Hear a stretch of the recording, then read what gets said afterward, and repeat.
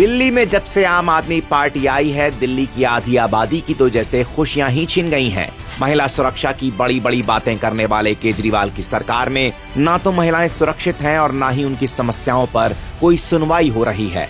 बुरे बीते 10 साल नहीं चाहिए आपकी सरकार सीरीज के इस एपिसोड में हम आपको बताएंगे कि कैसे महिलाओं की समस्याओं के समाधान में रोड़ा बन रही है दिल्ली सरकार। महिलाओं की समस्याओं को दूर करने के लिए केंद्र सरकार ने पूरे देश में कई वन स्टॉप सेंटर खोले हैं, जहां घरेलू हिंसा से लेकर महिलाओं की समस्याओं की सुनवाई होती है और उन्हें लीगल और अन्य तरह की मदद दी जाती है। लेकिन बेशर्मी का आलम देखिए, केजरीवाल की दिल्ली सरकार वन स्टॉप सेंटर के कर्मचारियों को सैलरी तक नहीं दे पा रही है। वन स्टॉप सेंटर के स्टाफ को 8-9 महीने से वेतन नहीं मिला है। इस मामले में हाई कोर्ट ने दिल्ली सरकार को फटकार लगाई है, लेकिन मजाल है कि इनके कानों पर जूं भी रेंगी हो। ये हाल तो तब है जब इनकी तनख्वाह के लिए पैसा केंद्र सरकार देती है, यानी दिल्ली सरकार को अपनी जेब से 1 रुपया खर्च नहीं करना, लेकिन फिर भी अपनी नाक ऊंची करने के चक्कर में केंद्र के फंड का इस्तेमाल नहीं करती है।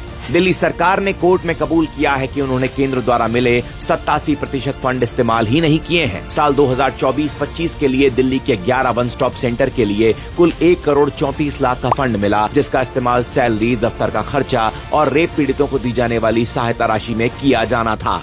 लेकिन अपनी गंदी राजनीति खेलने के लिए भ्रष्ट केजरीवाल केंद्र द्वारा दिए गए महिलाओं के हक का पैसा भी टकार गए। चुनाव के समय खुद को दिल्ली का बेटा कहने वाले और सत्ता में आते ही दिल्ली की गली गली में शराब के ठेके खुलवाने वाले और महिलाओं के हक का पैसा खाने वाले केजरीवाल को दिल्ली की महिलाओं की कितनी चिंता है, ये बात आधी आबादी को बखूबी समझ आ गई है।